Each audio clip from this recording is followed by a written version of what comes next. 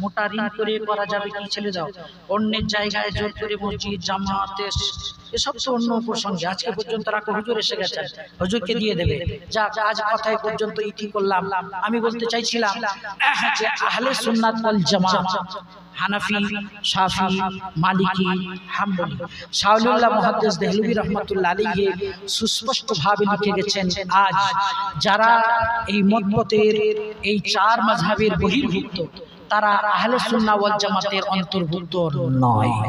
তবে এর পাশাপাশি আপনাদেরকে বলে যাই, আমি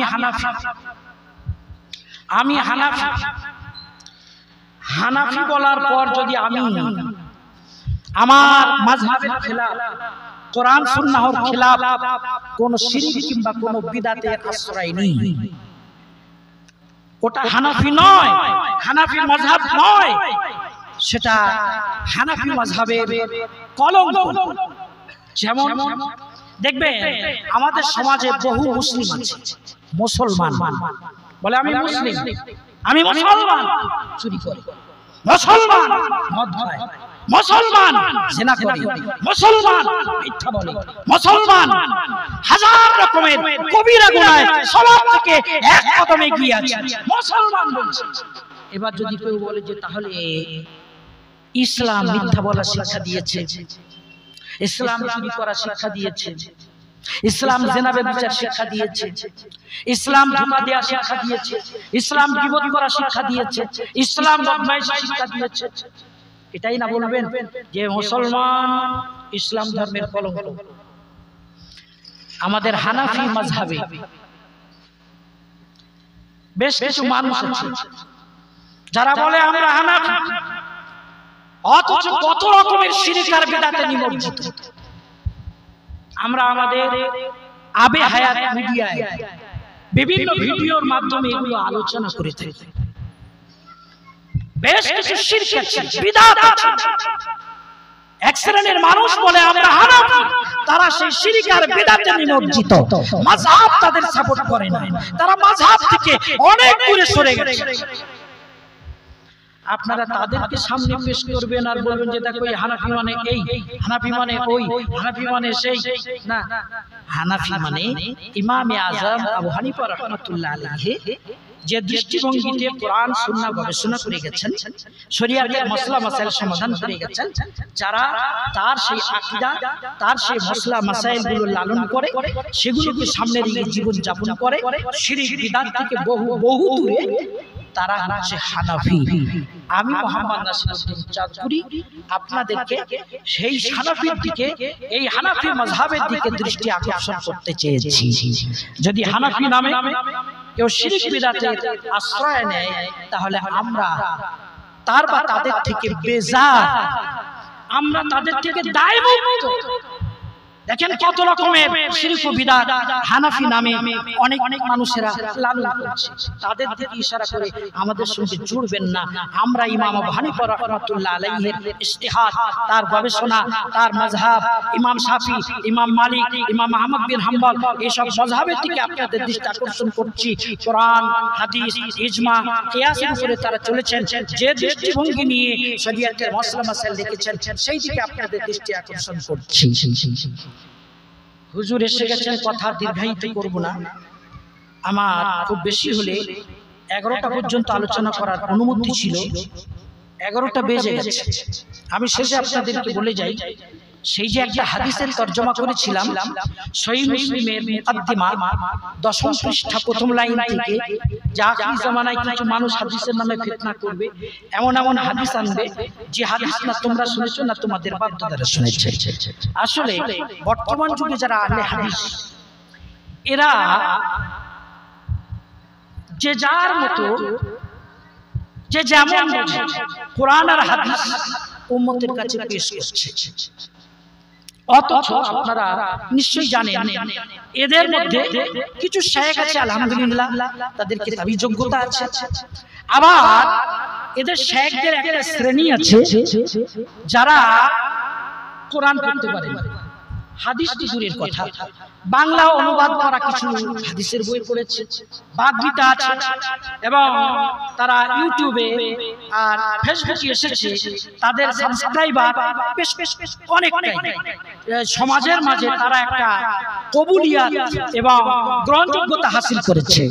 ফলে মানুষেরা মনে করছে যে অমুক স্কলার, অমুক কত বড় মুহাদ্দিস, অথচ তারা যে হাদিসগুলো পেশ করে, একটা হাদিস পেশ করছে, ওই মাসলা সম্পর্কে আরো 5টা হাদিস আছে জানেন, কিংবা যে হাদিসটা পেশ করছে এই হাদিসটা বুখারীতে আছে অসম্পূর্ণ, মুসলিমে আছে সম্পূর্ণ, বুখারীর ওইটা দেখেছে, মুসলিমেরটা দেখে, কিংবা বুখারী মুসলিমে দেখেছে, তবে ওই হাদিসটার সঠিক মানেটা কি সেটা উদ্ধার করতে গেলে আরো 5টা হাদিসের কিতাব পড়ার দরকার ছিল, সে পর্যন্ত যাওয়ার সুযোগ হয়নি, বা সে কিতাবগুলোর বাংলা অনুবাদ হয়নি। ফলে ওই বুখারী মুসলিমের হাদিসটা বাহ্যিক তরজমা দেখে চ্যালেঞ্জ করছে। দেখলাম এক গাধা আমাদের এই ভারতবর্ষে, গাধা বাংলাদেশে যে ওয়াজ করছে, বলছে প্রয়োজন হয় ভারতবর্ষ থেকে দেওবন্দ মাদ্রাসা উঠিয়ে নিয়ে আসে, আমি কি কোনো মসলে বাস করতে রাজি আছি? কি অবাক কাণ্ড! Facebook, internet, Google, YouTube, online এবং মিডিয়া, সাবধান জাহেল, মিথ্যে কথা বলো, মিথ্যে ব্যাখ্যা করো, বাগগীতা নিয়ে সাবস্ক্রাইবার বেশ কিছু বেড়ে গেছে, ভালো গালি দিতে পারো, চ্যালেঞ্জ ছুটতে পারো, তাই দারুল দেওবন্দকে উঠিয়ে নিয়ে এসো। আমি অমুক গাধা, আমি পাস করব, তার মানে কি পড়েছো, কতটা পড়েছো, কতটা জানো? সাবধান করে দিলাম। সমাজের ঈমান লুট করবে আর চাঁদপুরি বসে থাকবে, হতে পারে না। সহ্যের একটা সীমা আছে, বাঁধ ভেঙে যাবে, চাঁদপুরের হাতে এমন ভাবে পাকড়াও খাবে, বিশ্ব দেখবে, সাবস্ক্রাইবাররা তুতু দিয়ে এগিয়ে যাবে।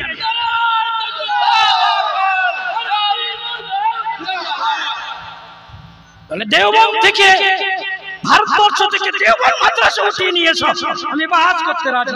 খবরদার, না কোরআনের আয়াত পড়তে পারো, না হাদিস এইভাবে পড়তে পারো, জাহেল গন্ডমূর্খ, দারুল দেওবন্দের নাম করে চ্যালেঞ্জ দাও। দারুল দেওবন্দের সন্তানেরা আজও জিন্দা আছে। আগামীতে এই ধরনের কথা বললে খেসারত দিতে হবে। সমাজের ঈমান লুট হচ্ছে, আমরা সহনশীলতার সাথে প্রতিরোধ করছি, কিন্তু ধৈর্যের বাঁধ ভেঙে গেলে সেটা কিন্তু ভালো হবে না। মশলা মাসাইলে গবেষণা থাকতে পারে, আমাদের গবেষণা মানে আমাদের ইমামদের গবেষণা, আমরা সেখানে হানাফি মাযহাব মানে হানাফি কেল্লায় আছি, আর তোমরা যে যার মতো বুঝেছো। হ্যাঁ, সেদিন দেখলাম একজন বলছেন ইউটিউবে 500 খণ্ডের কোরআন মাজিদের তাফসীর লিখছে, নাম বলতে হবে না। সে নালায়েক কি বলছে, বলে সূরা ফাতিহা কোরআন মাজিদের অংশই না। বলো নাউযুবিল্লাহ। কোরআন মাজিদের কোন সূরাকে অস্বীকার করলে তার ঈমান থাকবে? 500 খণ্ডের কোরআনের তাফসীর লিখছো, আর সূরা ফাতিহা কোরআনের অংশ নয়, যেটাকে হাদিসে আফজালুস সূরা বলা হয়েছে। কোরআনের 114টা সূরার মধ্যে সর্বশ্রেষ্ঠ সূরা বলা হয়েছে, কোরআনের মা বলা হয়েছে, কোরআনের ভূমিকা বলা হয়েছে, কোরআনের সর্বশ্রেষ্ঠ সূরা বলা হচ্ছে, সেটাকে অস্বীকার করে দিল যে এটা কোরআনের অংশ নয়। এমন বলিষ্ঠভাবে বলছে, আর এমন ধোঁকাভাবে মানুষকে ধোঁকা দিয়ে সেগুলো পেশ করছে, মানুষের ঈমান লুট করছে। তো আমাদের কর্তব্য তখন বসে থাকা নাকি? অনেকেই বলে সব বললে আবার ফিতনা হবে। যাই হোক, আমার পর আমাদের মেদিনীপুর, পূর্ব মেদিনীপুর পাঁশকুড়া মাদ্রাসার শাইখুল হাদিস হযরত মাওলানা মুফতি ইব্রাহিম সাহেব মুতাজিলুল আলী আসছেন, আলোচনা করবেন। আপনারা শেষ পর্যন্ত শুনবেন, আখিরি মোনাজাত করে যাবেন। আমাদের হানাফি কেল্লা প্রথম দ্বিতীয় খণ্ড ইমাম মানব কেন, এমনি ভাবে ফতোয়ার বই গাড়ি আছে পাশে, যদি কারো প্রয়োজন হয় 2-5 মিনিট থাকবো, ওখান থেকে নিয়ে নেবেন। হানাফি কেল্লা এই দুটো খণ্ডে 20টা মশলা আমি লিখেছিলাম, 20টা মাসআলা দুটো খণ্ডে লিখেছিলাম। প্রথম খণ্ডে 10টা, দ্বিতীয় খণ্ডে 10টা, 20টা মাসআলা। এই 20টা মশলার মধ্য থেকে 4টে মাসআলার বিরুদ্ধে তারা একটা বই লিখেছিল।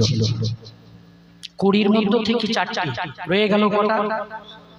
16টা মাসআলার বিরুদ্ধে কলম তোলার ক্ষমতা হয়নি। বলুন সুবহানাল্লাহ। আমি তার জবাবে লিখেছিলাম হানাফি চাবুক। পাঁশকুড়া মাদ্রাসার আল্লামা আজিজুল হক কাসেমি সাহেব বলেছিলেন, আমি আশা রাখি কিয়ামত পর্যন্ত এই কিতাবের জবাবে আমাদের লামাযাবি ভাইদের আর কোনো কিতাব আসবে না। হানাফি চাবুক এখনো রাজত্ব করছে, বেঁচে আছে। যদি পারলে তাদের কোনো আলোচনা করার থাকে তাহলে তারা আলোচনা করুন, দেখি পারবেন না। খুব ভালো করে শুনে রাখুন, ওটা হানাফি চাবুক। তবে বইটা আজকে পাবেন না, এডিশন শেষ হয়ে যাচ্ছে। আর আল্লাহ চাইলে খুব সত্তরে আপনাদের কাছে রাসূলুল্লাহ সাল্লাল্লাহু আলাইহি ওয়াসাল্লামের সহিহ নামাজ শিক্ষা।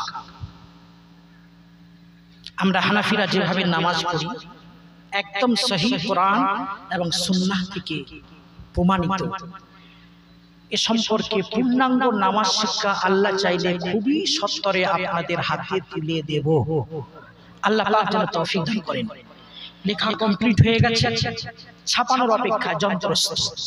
আমি আশা রাখছি আল্লাহ যদি কিতাবটি কবুল করেন তাহলে আপনাদের এই হানাফি কেল্লা 2 খণ্ডের থেকেও বেশি আলোড়ন সৃষ্টি করবে এবং আপনারা তাতে অনেক কিছু তথ্য পাবেন। যে সমস্ত মশলা নিয়ে তারা বলে কোনো দলিল নেই, এগুলো বিদআত, আমরা ওই মশলাগুলো নিয়ে খুব আদবের সাথে, খুব ঠান্ডা মাথায়, উদ্ধৃতি সহ, দায়িত্ব নিয়ে নামাজের শুরু থেকে শেষ পর্যন্ত আলোচনা করেছি রাসূলুল্লাহ সাল্লাল্লাহু আলাইহি ওয়াসাল্লামের নামাজ। আল্লাহ রাব্বুল আলামিন উলামায়ে হাক্কানীদের সমস্ত প্রচেষ্টাকে কবুল করুন। আজ আলোচনা পর্যন্ত ইতি বললাম, ওয়া আখিরু দাওয়ানা আনিল হামদুলিল্লাহি রাব্বিল আলামিন।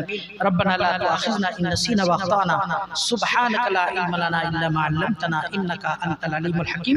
ওয়া সাল্লাল্লাহু আলা নাবিয়্যিল উম্মিয়্যিল কারীম। আসসালামু আলাইকুম ওয়া রাহমাতুল্লাহ।